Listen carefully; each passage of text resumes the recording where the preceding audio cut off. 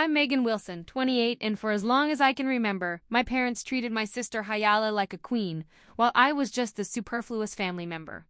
Nothing made this clearer than the day when they gave her a brand new BMW for the graduation party and gave me a rusted bike with the cruel words, "That's enough for you. You won't get far in life anyway." What you never expected, that one day I would drive past you in a Bentley that is worth more than your whole house. Before I tell you how I got from this rusty bike to a Bentley, I would like to know where you are watching right now. Write it to me in the comments, and subscribe to the channel if you want to hear more stories about how to make success out of rejection. I grew up in an affluent suburb of Boston, and our family looked like the perfect picture book life from the outside. My father, Richard Wilson, was a respected cardiologist at Massachusetts General Hospital, and my mother, Barbara, led a successful private psychological practice. Our colonial-style house with well-kept lawn and luxury cars in the Atsamore. The entrance conveyed the image of the classic American success story, but there was a clear hierarchy behind closed doors, one in which my younger sister Haley was always above me. Hayali was 3 years younger than me and had decided at an early age to follow in our father's footsteps and study medicine, decision which immediately catapulted her into the heart of our performance-obsessed parents. I still remember exactly my 10th birthday. I was given a set of used clothes, while Haley, although it was not her birthday, was given a brand new microscope to promote her scientific spirit. The message was already clear at that time. Their potential was worth an investment. Mine is not. Unlike Haley, with her one-year grades and perfect adaptation to our parents' life plans, I was attracted to the world of business and technology. At the age of 12, I made a small website through which I sold personalized birthday cards to neighbors. Peace. My father called this playing around at the computer, while my mother worried that I had an unhealthy fixation on money.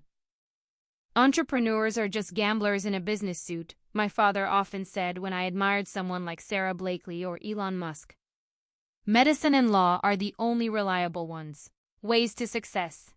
In high school, the difference became even greater. While Haley was active in the debating club and the Wissenschaftszag, to whose meetings our parents of course drove her and were always there, I founded a small business ag, which met only during the lunch break because I could not find a teacher as a sponsor. I was selling personalized phone cases online and making almost $200 a month with it. But for my parents, it was just a distraction from the real school subjects. In the penultimate school year, Haley won a regional science competition. Our parents threw a huge party with relatives, colleagues, and all the trimmings. In exactly the same month, I was mentioned in the local newspaper for my growing online business, but the article didn't even end up in the fridge. Their potential was worth an investment. Mine is not. Unlike Haley, with her one-year grades and perfect adaptation to our parents' life plans, I was attracted to the world of business and technology. At the age of 12, I made a small website through which I sold personalized birthday cards to neighbors. Peace. My father called this playing around at the computer, while my mother worried that I had an unhealthy fixation on money. Entrepreneurs are just gamblers in a business suit, my father often said when I admired someone like Sarah Blakely or Elon Musk. Medicine and law are the only reliable ones. Ways to success. In high school, the difference became even greater. While Haley was active in the debating club and the Wissenschaftszag, to whose meetings our parents of course drove her and were always there, I founded a small business ag, which met only during the lunch break because I could not find a teacher as a sponsor. I was selling personalized phone cases online and making almost $200 a month with it. But for my parents, it was just a distraction from the real school subjects. In the penultimate school year, Haley won a regional science competition. Our parents threw a huge party with relatives, colleagues, and all the trimmings.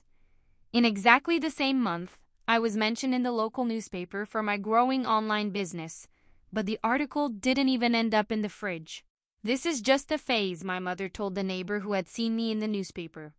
We hope she grows out of it and decides on something more solid. The difference was probably most noticeable at our respective graduation parties. For Hallie's ceremony, my parents hired a professional photographer and threw a garden party with catering. For my graduation, there was only a quick dinner in a chain restaurant. My father spent most of his time on his cell phone checking patient data. The gifts finally made the difference visible. Hay was given a white gold watch worth several dollars as a sign of her entry into the medical world. I got an Amazon gift card for $25. Ironic comment.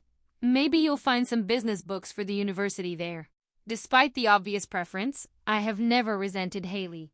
She simply did what was expected of her, the path of least resistance.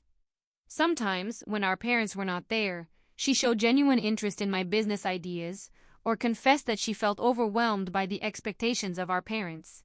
"You've been planning my whole life," she once told me. Sometimes I wonder if I want to be a doctor at all, or if I'm just afraid of disappointing her. I, on the other hand, had long since accepted that I was just a disappointment to my parents. But instead of being discouraged by this, it was precisely this devaluation that became my motivation. While you invested all your attention and resources in Hay, I quietly developed the resilience and independence that would take me further than you could ever imagine. By the end of high school, I had saved almost all through my various projects, built up a small portfolio, and developed the thick skin that you get when you are underestimated for years. While my parents were thinking about which elite college would best prepare Haley for Harvard Medical School, I was researching state universities with good entrepreneurship programs that I could afford myself.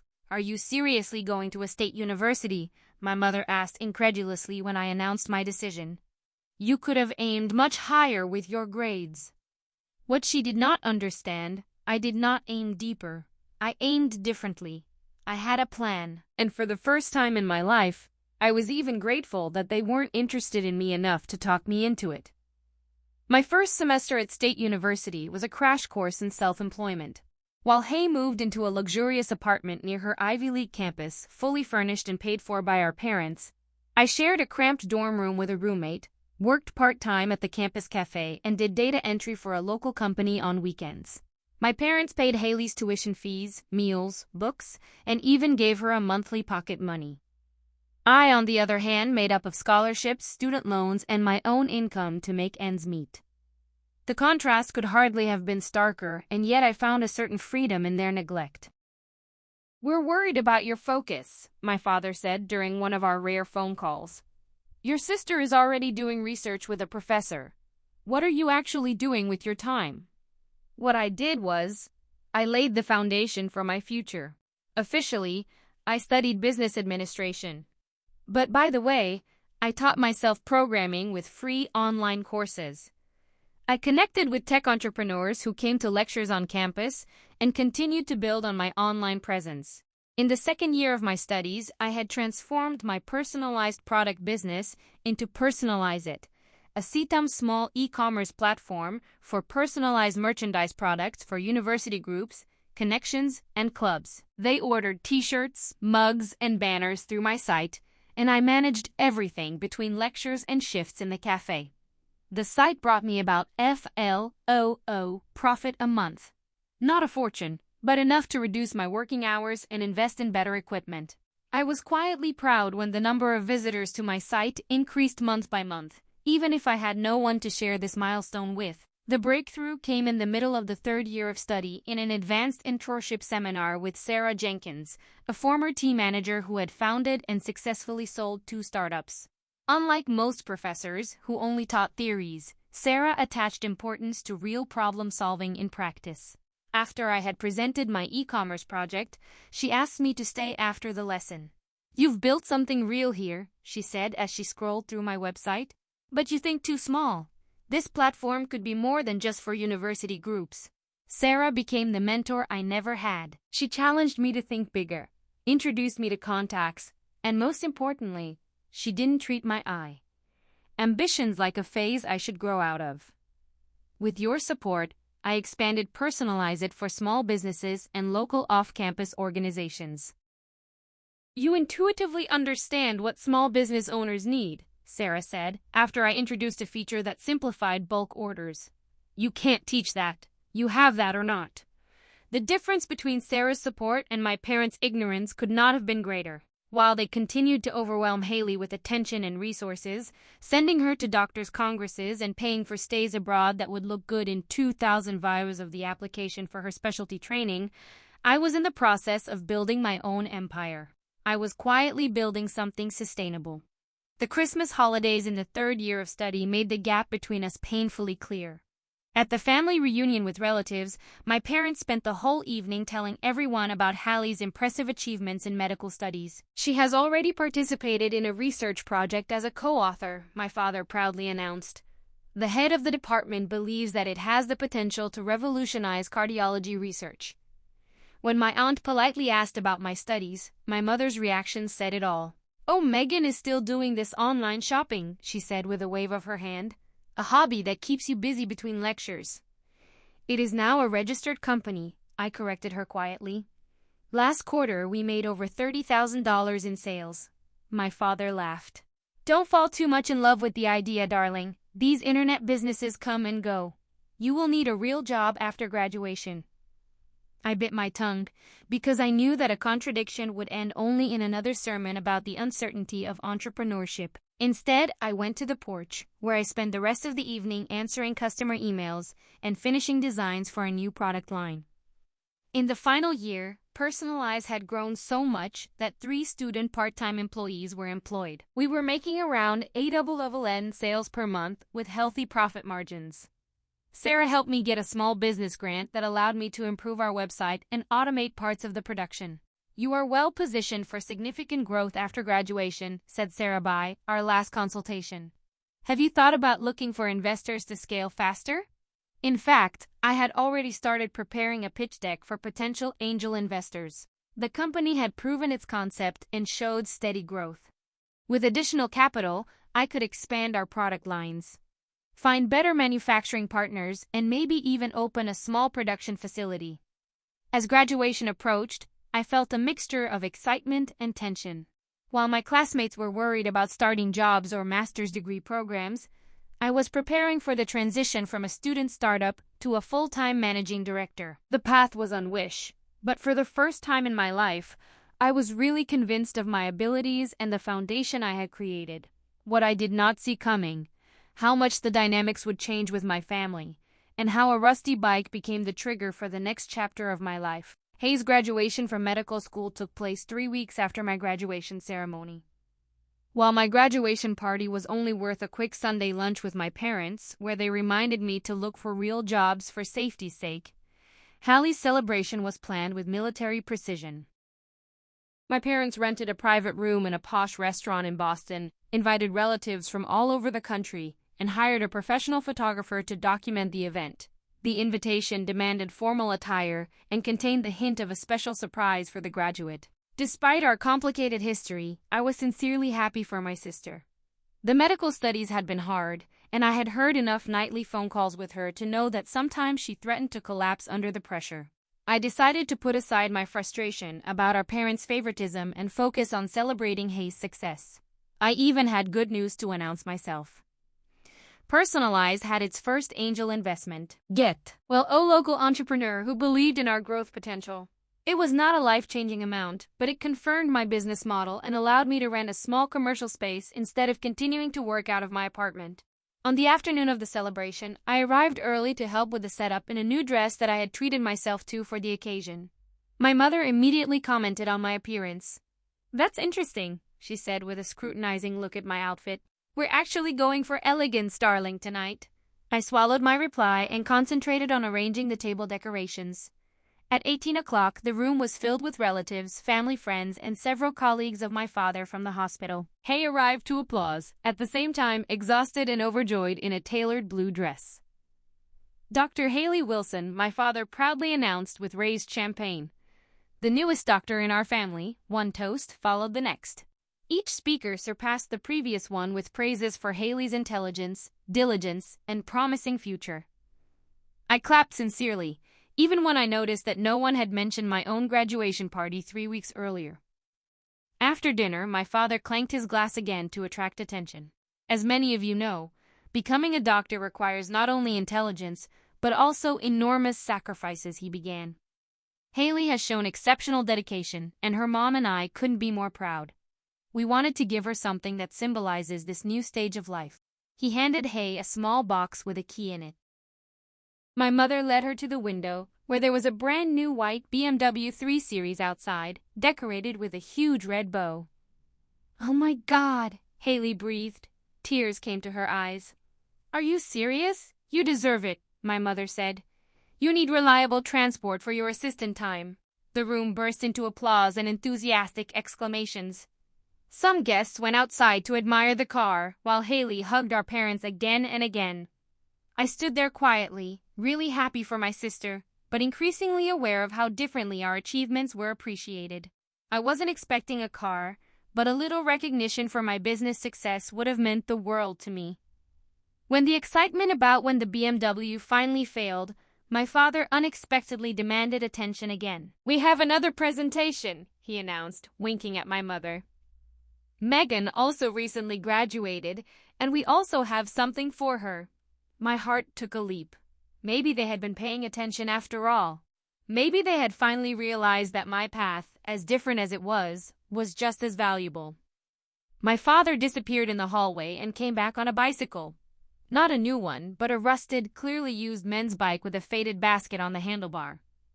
A small loop was temporarily attached to it. "For our entrepreneur," he announced with a laugh.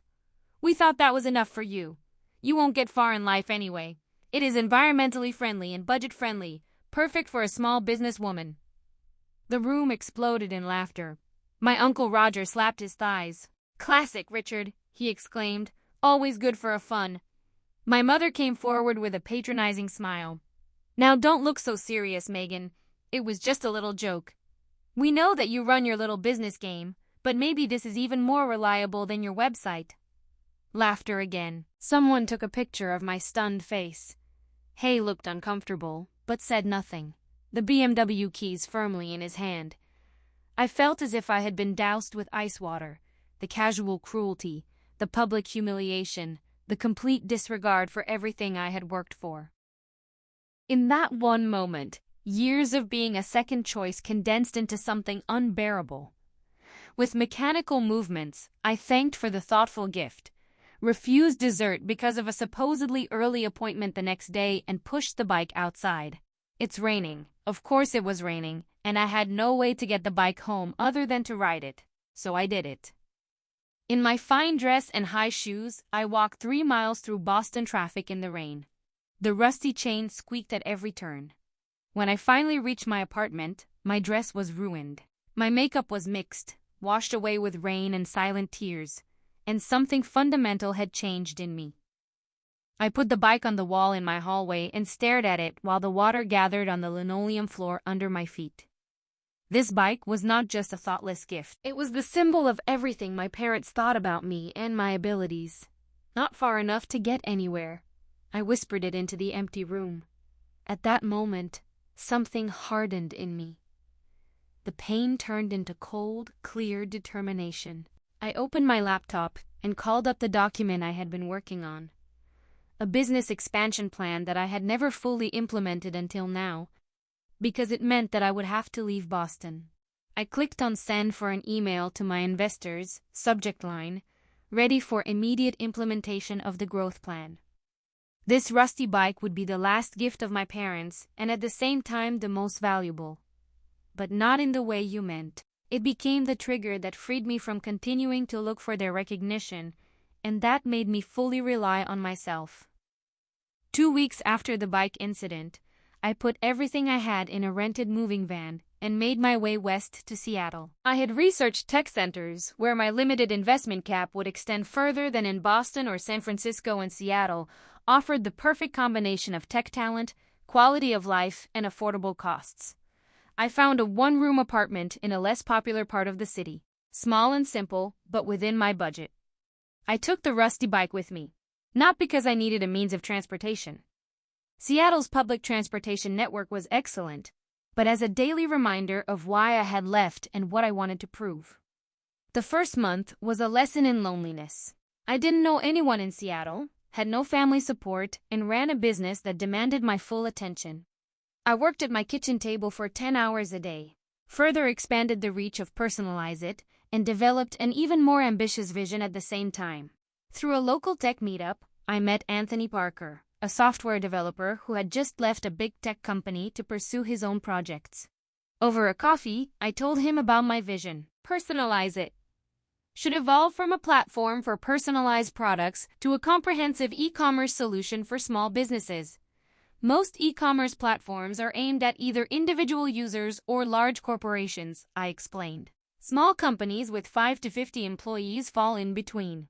The existing solutions are either too simple or too expensive and complex. Anthony was skeptical at first, but agreed to examine my business model and the existing platform.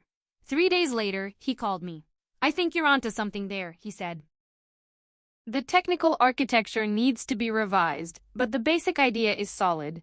Would you be interested in bringing a technical co-founder on board?" That's how our partnership began.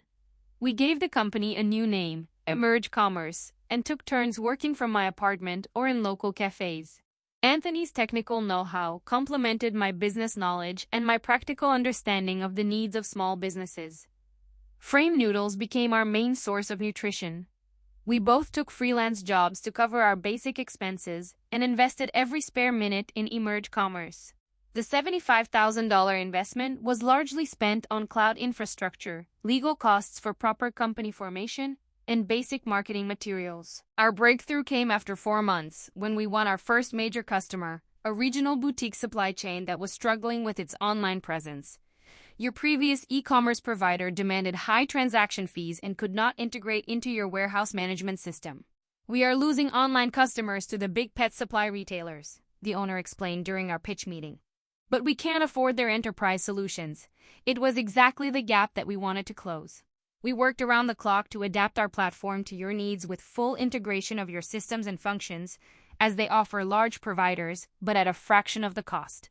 When your online sales increased by 43% in the first month with our platform, the news spread quickly. Within a few weeks, 3 more small retail chains signed with us. We hired our first employee, a customer service specialist. A junior developer and a sales representative followed shortly after. The company moved to a small co-working space. Our 5-member team was sitting close together at a communal table. We were far from luxury, but the momentum was there. Anthony and I paid each other minimal salaries and invested almost everything in further growth. A few months after my arrival in Seattle, I unexpectedly received an email from a venture capital firm that specialized in B2B software solutions. "You had heard about Emerge Commerce through one of our clients and wanted to discuss a potential investment." The meeting was scheduled for the following week. I spent every waking minute preparing our pitch deck, financial forecasts, and growth strategy. The night before the meeting, I was standing in front of the bathroom mirror, wearing the same dress I had worn to Hayes' graduation party. Meanwhile, my only formal outfit. "You don't get far in life anyway," I whispered to my reflection and then added, "Watch me."